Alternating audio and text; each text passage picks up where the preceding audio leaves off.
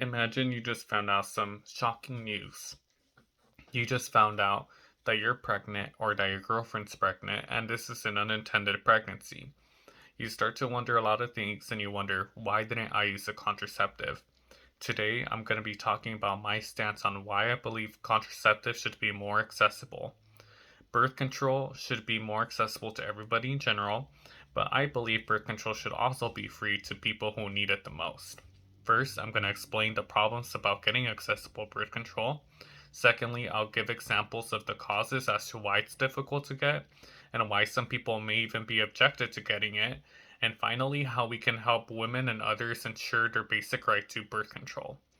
There's many different types of birth controls out there, ranging from condoms, intrauterine devices, pills, implants, patches, surgeries, you name it. Birth control is not as accessible as people think, though. Male contraceptives such as condoms are found almost everywhere, even liquor stores. However, a woman needs a prescription to get that access to birth control. Women with low income may not have this access because they don't have the health coverage in order to see a doctor to get that prescription. These rates are generally higher in communities of people with color or people who have issues with their immigration status. Women with the age group of 15 to 24 have the highest rate of unwanted pregnancies. The accessibility to birth control is not just a health issue, it's an economic issue as well. The most common birth control is the pill, and the pill can range from $15 to $50 a month, which can add up over time. If you get an IUD or an implant, that can be even more expensive, ranging from $500 to up to over $1,000. Even with insurance, you may still have out-of-pocket costs, and there's no guarantee that it can be covered. Male vasectomies are another type of birth control or contraceptive, and it's very effective. However, males can pay from $300 to $3,000 out of pocket trying to get this procedure done in the United States alone. There's several more issues that prevent women from getting access to birth control in general. One major factor is that many people have little to no knowledge about the types, the uses, and effects of treatment. And even doctors or healthcare professionals may not have that type of information. So then, when a patient has these questions, they don't know how to respond and they have to refer to other people. Some people don't get birth control because of their religious beliefs. And there's also a number of political opinions out there which prevent many people from getting birth control because there's conservatives that are trying to make laws getting accessible birth control or abortions harder for women to get. All these factors play an influence onto people's chances of getting accessible birth control. Now that you've listened to some of the problems with getting accessible birth control, there's several causes that play into factor as to why people don't get it. As mentioned before, the cost of birth control can have an influence whether somebody gets it or not. Some people just don't have that extra $20 to pay for their medication. According to Planned Parenthood, 65% of millennials, which include people born from 1981 to 1996, believe that employer health insurance should cover birth control services at no cost. Birth control should be free because women not only can use it as contraceptives and having unplanned pregnancies, but birth control can also help regulate other medical issues. And the studies show that there has been a significant drop with abortion rates if it's more accessible. Having access to birth control can improve the quality of life for women. According to a gut Matra study, 63% of women who were on birth control said that they were able to take better care of themselves and their families. 56% were able to support themselves financially, and 50% were able to complete their education or continue working or to get a new job. However, not all women have access to affordable health care. Sometimes women don't qualify for government assistance, such as Medi-Cal or Family Pact, which can provide free health insurance or services and medications that can prevent unwanted pregnancies. Some people have outdated concepts in regards to birth control or are uneducated about it, but it's important to know the facts. Some of the biggest reasons people don't want birth control is because they believe that birth control can lead to fertility issues. However, a study done with women who were on birth control had similar fertility rates to women who had never taken birth control before. Some people believe that these medications, because they have higher amounts of hormones, can cause cancer. But in reality, birth control can help reduce the risk of certain cancers, such as ovarian, colorectal, and endometrial cancers for women. Emergency contraceptives, such as Plan B, are not abortion pills, which many people think that they are. They're just an emergency contraceptive that have a higher amount of the birth control agent, which is taken after having unprotected sex. Usually, the woman has to take this, and all it does is just delay the ovulation of the egg.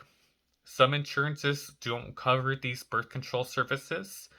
Most insurances under the Affordable Care Act should have no deductible or copay. However, not all insurances participate with this. And if an employer has a plan that doesn't cover it, sometimes it's because of religious reasons. And even though the employee has coverage, the birth control services, they're going to have to pay out of pocket. Um, some insurance companies try to find loopholes on coverage, which the government is currently trying to regulate. And there's several causes as to why people are unable to get free and accessible birth control, but there are also some solutions out there, and our government is working very hard in order for people to get more accessible medications and treatments. Here's some things that we can do ourselves to help keep contraceptives affordable and maybe getting access to it. One of the easiest ways is to support people who stand with it. And by getting involved, you can support your local community clinics that usually provide this, or you can support a Planned Parenthood. Donations made to Planned Parenthood help provide services to people who are in need and can help educate people within the community. Supporting Planned Parenthood is very helpful. Many conservatives are trying to defund Planned Parenthood, and a lot of people rely on them for these services. According to their website, 2.4 million people rely on Planned Parenthood for every year for high quality, affordable healthcare, including cancer screenings, birth control, STD and HIV testing and treatment, and along with many other services. I personally stand with Planned Parenthood because I'm uninsured and they help provide myself and my family with affordable access to services, and I always make donations.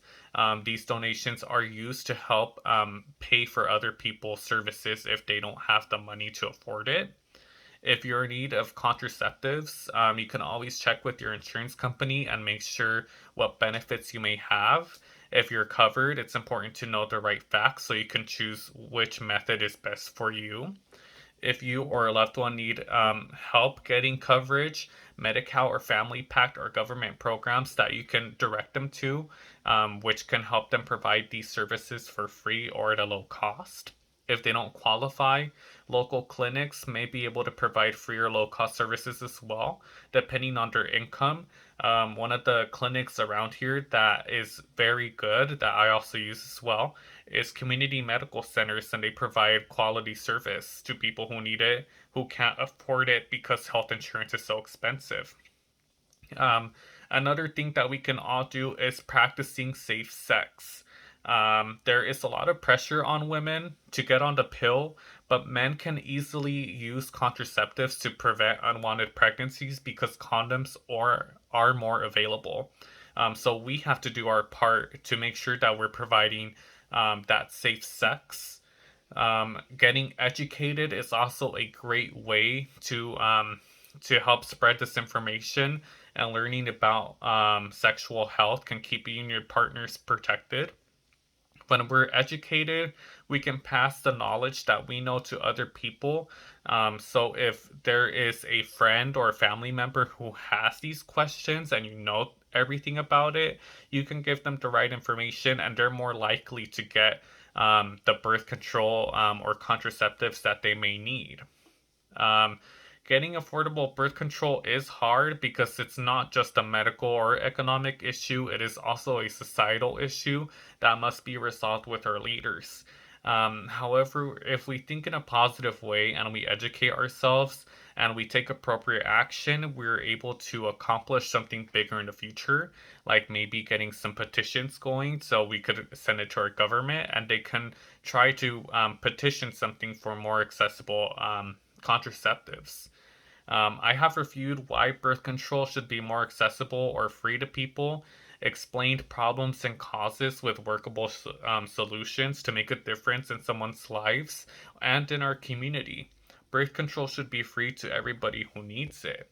There are several reasons that why people can benefit from birth control, especially women, because it doesn't only help prevent unwanted pregnancies, it can help with medical issues and it could just help people live a better quality of life.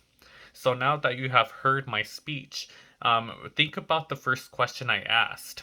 Um, with all this knowledge that you learned about birth control, and if you had access to it and it was perhaps even free, would you take it? Thank you.